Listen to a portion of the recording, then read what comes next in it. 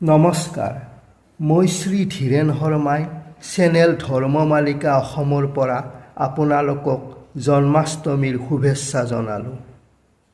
যেতিয়াই পৃথিৱীত ধৰ্মৰ গ্লানি হয়, অধৰ্মৰ প্ৰাদুৰ্ভাৱ বাঢ়ে, তেতিয়া সাধুসকলৰ পৰিত্ৰাণ আৰু দুষ্কৃতিকাৰীসকলৰ বিনাশ সাধন কৰি ধৰ্ম সংস্থাপন কৰিবলৈ ভগৱানে যুগে যুগে অৱতাৰ লয়।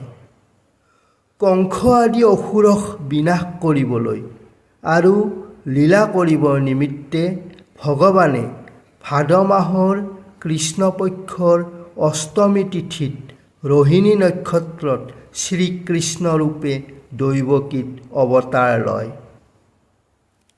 ইংৰাজী 2023 চন ভাস্কৰাব্দ 1430 শকাব্দ 1945 ইংৰাজী 6 ছেপ্টেম্বৰ 19 ভাদ বুধবাৰ শ্ৰী শ্ৰী কৃষ্ণ জন্মাষ্টমী ব্ৰত।